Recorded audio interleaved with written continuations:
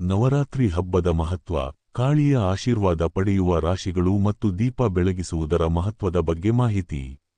ಎಲ್ಲರಿಗೂ ನಮಸ್ಕಾರ ಸ್ನೇಹಿತರೆ. ಸೆಪ್ಟೆಂಬರ್ 22ರಿಂದ ಆರಂಭವಾಗುವ ನವರಾತ್ರಿ ಹಬ್ಬವು ಈ ಬಾರಿ 10 ದಿನಗಳ ಕಾಲ ನಡೆಯಲಿದ್ದು, ದುರ್ಗೆಯ ವಿವಿಧ ಅವತಾರಗಳನ್ನು ಪೂಜಿಸಲಾಗುತ್ತದೆ. ಅಕ್ಟೋಬರ್ 2 ದಿನಾಂಕವನ್ನ ವಿಜಯದಶಮಿ ಅಥವಾ ದಸರಾ ಎಂದು ಕರೆಯಲಾಗುತ್ತದೆ. ದಸರಾ ದಿನದಂದು 9 ದಿನಗಳ ಯುದ್ಧದ ನಂತರ ಮಾತೆ ದುರ್ಗಾ ಮಹಿಷಾಸುರ ಮತ್ತು ಭಗವಾನ್ ರಾಮ ರಾವಣನನ್ನ ಕೊಂದರು. ಆದ್ದರಿಂದ ಈ ದಿನವನ್ನ ವಿಜಯದಶಮಿ ಹಬ್ಬ ಎಂದು ಕರೆಯುತ್ತಾರೆ. ದಸರಾ ದಿನದಂದು ರವಿಯೋಗ, ಸರ್ವಾರ್ಥ ಸಿದ್ಧಿಯೋಗ ಮತ್ತು ಶ್ರಾವಣ ನಕ್ಷತ್ರದ ಶುಭ ಸಂಯೋಗ ನಡೆಯುತ್ತಿದ್ದು, ಇದರಿಂದ ವಿಜಯದಶಮಿ ದಿನದ ಮಹತ್ವ ಇನ್ನಷ್ಟು ಹೆಚ್ಚಿದ್ದು, ಗ್ರಹಗಳ ಸ್ಥಾನ ಬದಲಾವಣೆಯಿಂದ ಯಾವ ರಾಶಿಯವರಿಗೆ ಅದೃಷ್ಟ ಎನ್ನುವುದನ್ನ ತಿಳಿದುಕೊಳ್ಳೋಣ ಬನ್ನಿ. ನವರಾತ್ರಿಯ ಸಮಯದಲ್ಲಿ ಒಂದು ಚಿಕ್ಕ ಕೆಲಸ ಮಾಡಿದರೆ ಜೀವನ ಪೂರ್ತಿ ಹಣದ ಕೊರತೆ ಎದುರಾಗುವುದೇ ಇಲ್ವಂತೆ. ಈ ದಿನ ಯಾವ ಒಂದು ಚಿಕ್ಕ ಕೆಲಸ ಮಾಡಿದರೆ ನೀವು ಅತ್ಯಂತ ದೊಡ್ಡದಾದ ಒಂದು ಪ್ರಭಾವವನ್ನ ಪಡೆದುಕೊಂಡು ಶ್ರೀಮಂತಿಕೆಯನ್ನ ಗಳಿಸಿಕೊಳ್ಳುತ್ತೀರಾ. ಎಲ್ಲಾ ವಿಶೇಷವಾದ ಮಾಹಿತಿಯನ್ನ ಒಂದು ವಿಡಿಯೋದಲ್ಲಿ ತಿಳಿಸಿಕೊಡುತ್ತೇವೆ. ಅದಕ್ಕೂ ಮುನ್ನ ನೀವು ಕೂಡ ದುರ್ಗಾದೇವಿಯ ಭಕ್ತರಾಗಿದ್ದಲ್ಲಿ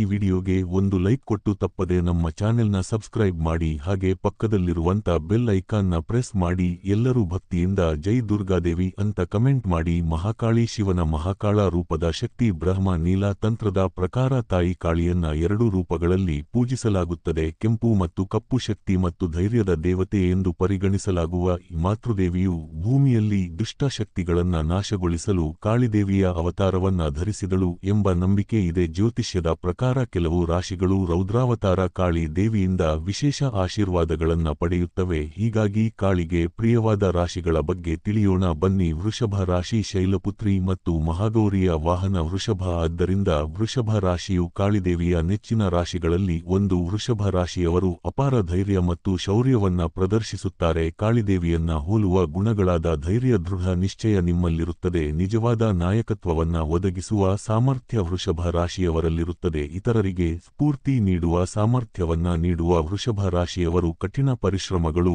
ಕೂಡ ಹೌದು. ಹೀಗಾಗಿ ಕಾಳಿದೇವಿಯು ನಿಮ್ಮಲ್ಲಿ ಧೈರ್ಯಶಕ್ತಿ ಮತ್ತು ದೃಢ ನಿಶ್ಚಯವನ್ನ ಹೆಚ್ಚಿಸುತ್ತಾಳೆ. ಸಿಂಹ ರಾಶಿ. ದುರ್ಗಾದೇವಿಯ ವಾಹನ ಸಿಂಹ ಮತ್ತು ನಿಮ್ಮ ರಾಶಿ ಚಕ್ರ ಚಿಹ್ನೆಯ ಸಂಕೇತವು ಸಿಂಹ. ಆದ್ದರಿಂದ ಸಿಂಹವು ದುರ್ಗಾದೇವಿಯ ಅಥವಾ ಕಾಳಿಯ ನೆಚ್ಚಿನ ರಾಶಿಗಳಲ್ಲಿ ಒಂದಾಗಿದೆ. ಕಾಳಿದೇವಿಯ ಆಶೀರ್ವಾದದಿಂದಾಗಿ ನೀವು ಯಾವಾಗಲೂ ಅದೃಷ್ಟದಿಂದ ಆಶೀರ್ವದಿಸಲ್ಪಡುತ್ತೀರಿ. ಎಷ್ಟೇ ಕಠಿಣ ಸಂದರ್ಭಗಳಿದ್ದರೂ ನಿಮ್ಮ ಬುದ್ಧಿವಂತಿಕೆಯಿಂದ ಪ್ರತಿಯೊಂದು ಪರಿಸ್ಥಿತಿಯನ್ನು ಸಕಾರಾತ್ಮಕವಾಗಿ ಪರಿವರ್ತಿಸುತ್ತಾರೆ. ಯಾವಾಗಲೂ ಇತರರಿಗೆ ಸಹಾಯ ಮಾಡಲು ಮತ್ತು ನಿಮ್ಮ ವೃತ್ತಿ ಮತ್ತು ವ್ಯವಹಾರಗಳಲ್ಲಿ ಗಣನೀಯ ಪ್ರಗತಿಯನ್ನ ಸಾಧಿಸಲು ಸಿದ್ಧರಿರುತ್ತಾರೆ. ಕಾಳಿದೇವಿಯು ನಿಮ್ಮ ಆತ್ಮವಿಶ್ವಾಸ, ಶಕ್ತಿ ಮತ್ತು ನಾಯಕತ್ವದ ಗುಣಗಳನ್ನ ಹೆಚ್ಚಿಸುತ್ತಾಳೆ. ವೃಶ್ಚಿಕ ರಾಶಿ. ವೃಶ್ಚಿಕ ರಾಶಿಯ ಜನರು ನಿಗೂಢ ಮತ್ತು ತೀಕ್ಷ್ಣ ಬುದ್ಧಿಯುಳ್ಳವರು. ನೀವು ಬಲವಾದ ದೃಢ ಸಂಕಲ್ಪವನ್ನ ಹೊಂದಿರುತ್ತೀರಿ. ನಿಮ್ಮ ಗುರಿಗಳನ್ನ ಸಾಧಿಸುವಲ್ಲಿ ನಿರಂತರತೆಯನ್ನ ಹೊಂದಿರುತ್ತಾರೆ. ಧೈರ್ಯಶಾಲಿಗಳು ಮತ್ತು ಅಪಾಯಕ್ಕೆ ಹೆದರದ ವೃಶ್ಚಿಕ ರಾಶಿಯ ಜನರಿಗೆ ಕಾಳಿದೇವಿಯು ನಿಗೂಢ ಶಕ್ತಿ, ತೀಕ್ಷ್ಣ ಬುದ್ಧಿವಂತಿಕೆ ಮತ್ತು ಧೈರ್ಯವನ್ನ ಹೆಚ್ಚಿಸುತ್ತಾಳೆ. ಪ್ರಾಣಿಯಾಗಲಿ ಅಥವಾ ಮನುಷ್ಯರಾಗಲಿ ಯಾರೇ ಆಗಲಿ ತೀವ್ರ ನೋವಿನಲ್ಲಿರುವುದನ್ನ ನೀವು ಸಹಿಸುವುದಿಲ್ಲ. ಆದ್ದರಿಂದ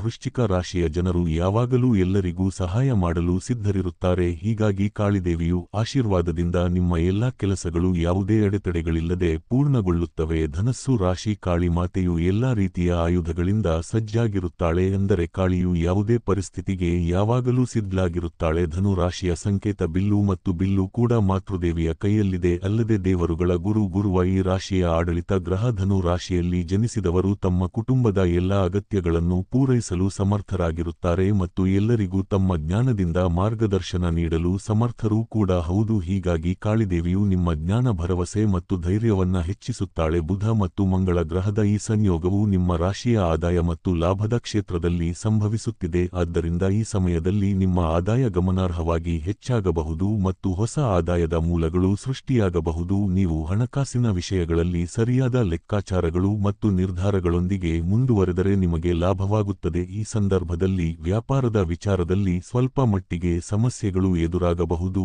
ಹೀಗಾಗಿ ನಿಮ್ಮ ಹಿರಿಯರ ಮಾರ್ಗದರ್ಶನವನ್ನ ಪಡೆದುಕೊಂಡು ನಂತರ ಮುಂದುವರಿಯುವುದು ಒಳ್ಳೆಯದು. ನಿಯಮಿತ ವ್ಯಾಯಾಮ ಹಾಗೂ ಬೇಕಾಗಿರುವಂತಹ ಔಷಧಿಗಳನ್ನು ಹೊಂದುವುದರ ಮೂಲಕ ಆರೋಗ್ಯ ಸಮಸ್ಯೆಯನ್ನ ಸ್ವಲ್ಪ ಮಟ್ಟಿಗೆ ಕಂಟ್ರೋಲ್ ಮಾಡಬೇಕಾಗಿದೆ. ಇನ್ನು ಉದ್ಯೋಗ ಕ್ಷೇತ್ರದಲ್ಲಿ ಪ್ರಮೋಷನ್ ಗ್ಯಾರಂಟಿ. ಹೊರಗೆ ಊಟ ಮಾಡುವುದು ಅಥವಾ ಹೆಚ್ಚಾಗಿ ಹೊರಗೆ ಸುತ್ತಾಡುವುದನ್ನ ಕಂಟ್ರೋಲ್ ಮಾಡುವ ಮೂಲಕ ನೀವು ನಿಮ್ಮ ಆರೋಗ್ಯ ಸಮಸ್ಯೆಯನ್ನ ನಿಯಂತ್ರಿಸಬೇಕು. ವಿಜಯದಶಮಿ ಅಥವಾ ದಸರಾ ದಿನ 5 ಸ್ಥಳಗಳಲ್ಲಿ ದೀಪ ಹಚ್ಚಿಟ್ಟರೆ ಅದೃಷ್ಟ. ಶ್ರೀ ಮಹಾನವಮಿ. ಈ ದಿನದಂದು ಜನರು ಮನೆಯಲ್ಲಿ ಮನೆಯಲ್ಲಿ ಸಿಹಿಯನ್ನ ತಯಾರಿಸಿ ದೇವರ ಪೂಜೆಯನ್ನ ಮಾಡಿ ದೇವಸ್ಥಾನಗಳಿಗೆ ಭೇಟಿ ನೀಡುವ ಸಂಪ್ರದಾಯವಿದೆ. ಈ ದಿನದಂದು ಮನೆಯ ಈ 5 ಸ್ಥಳಗಳಲ್ಲಿ ದೀಪವನ್ನ ಬೆಳಗಿಸಿದರೆ ವರ್ಷವಿಡೀ ನೀವು ಶುಭ ಫಲಿತಾಂಶಗಳನ್ನು ಪಡೆದುಕೊಳ್ಳುತ್ತೀರಿ. ಆ 5 ಸ್ಥಳಗಳು ಯಾವುವು ಎಂಬುದನ್ನ ಇಲ್ಲಿ ತಿಳಿದುಕೊಳ್ಳೋಣ. ಮನೆಯ ಮುಖ್ಯ ದ್ವಾರದ ಬಳಿ ಮೊದಲನೇ ದಿನ ಅಂದರೆ ಮಹಾನವಮಿ ದಿನದಂದು ಸಂಜೆ ನಿಮ್ಮ ಮನೆಯ ಮುಖ್ಯ ದ್ವಾರದ 2 ಬದಿಗಳಲ್ಲಿ ತುಪ್ಪದ ದೀಪಗಳನ್ನು ಬೆಳಗಿಸಬೇಕು. ನೀವು ಇದನ್ನ ಮಾಡೋದ್ರಿಂದ ನಿಮ್ಮ ಮನೆಯಲ್ಲಿ ಸಂತೋಷ ಮತ್ತು ಸಮೃದ್ಧಿ ನೆಲೆಯಾಗುತ್ತದೆ ಎನ್ನುವ ನಂಬಿಕೆ ಇದೆ. ಇದರೊಂದಿಗೆ ನೀವು ವರ್ಷವಿಡೀ ಶುಭ ಫಲಿತಾಂಶಗಳನ್ನು ಪಡೆದುಕೊಳ್ಳುತ್ತೀರಿ. ಇದನ್ನ ನೀವು ಮುಸ್ಸಂಜೆ ಅಥವಾ ಸಂಜೆ ಸಮಯದಲ್ಲಿ ಮಾಡಬೇಕೆಂಬುದನ್ನ ಗಮನದಲ್ಲಿ ಇಟ್ಟುಕೊಳ್ಳಿ. ಎರಡನೆಯದು, ಹತ್ತಿರದ ದೇವಸ್ಥಾನದಲ್ಲಿ ಈ ದಿನದಂದು ನೀವು ನಿಮ್ಮ ಮನೆಯ ದೇವರ ಕೋಣೆಯಲ್ಲಿ ಮಾತ್ರ ದೀಪವನ್ನ ಬೆಳಗಿಸುವುದು ಮಾತ್ರವಲ್ಲ, ನಿಮ್ಮ ಮನೆಯ ಹತ್ತಿರ ಯಾವುದೇ ದೇವಸ್ಥಾನವಿದ್ದರೂ ಅಲ್ಲಿ ದೀಪವನ್ನ ಬೆಳಗಿಸಬೇಕು. ನೀವು ಇದನ್ನ ಮಾಡೋದ್ರಿಂದ ನಿಮ್ಮ ಸ್ಥಗಿತಗೊಂಡ ಅಥವಾ ಅರ್ಧಕ್ಕೆ ನಿಂತುಕೊಂಡ ಎಲ್ಲಾ ಕೆಲಸಗಳು ಮತ್ತೆ ಪ್ರಾರಂಭವಾಗುತ್ತದೆ ಹಾಗೂ ನೀವು ಈ ಕೆಲಸದಲ್ಲಿ ಯಶಸ್ಸನ್ನ ಪಡೆದುಕೊಳ್ಳುತ್ತೀರಿ. ಮೂರನೆಯದು, ತುಳಸಿಯ ಮುಂದೆ ದೀಪ ಹಚ್ಚಿ ಈ ದಿನದಂದು ಸಂಜೆ ಸಮಯದಲ್ಲಿ ತುಳಸಿ ಗಿಡದ ಕೆಳಗೆ ಶುದ್ಧ ತುಪ್ಪದ ದೀಪವನ್ನ ಬೆಳಗಿಸಬೇಕು. ತುಳಸಿ ಸಸ್ಯವನ್ನ ಹಿಂದೂ ಧರ್ಮದಲ್ಲಿ ಅತ್ಯಂತ ಪವಿತ್ರ ಹಾಗೂ ಶುದ್ಧ ಸಸ್ಯವೆಂದು ಪರಿಗಣಿಸಲಾಗುತ್ತದೆ. ಈ ಸಸ್ಯವನ್ನ ಪೂಜಿಸುವುದರಿಂದ ನೀವು ನಿಮ್ಮ ಮನೆಯಲ್ಲಿ ಯಾವುದೇ ಸಮಸ್ಯೆಗಳನ್ನು ಎದುರಿಸುವ ಅವಶ್ಯಕತೆ ಇರುವುದಿಲ್ಲ ಎಂಬುದು ನಂಬಿಕೆಯಾಗಿದೆ. ನಾಲ್ಕನೆಯದು, ಬಾವಿಯ ಬಳಿ ನೀವು ನಿಮ್ಮ ಮನೆಯ ಬಾವಿಯ ಮೇಲೆ ಅಥವಾ ಮೆಟ್ಟಿಲು ಬಾವಿಯ ಮೇಲೆ ಅಥವಾ ನಿಮ್ಮ ಮನೆಯ ಹತ್ತಿರವಿರುವ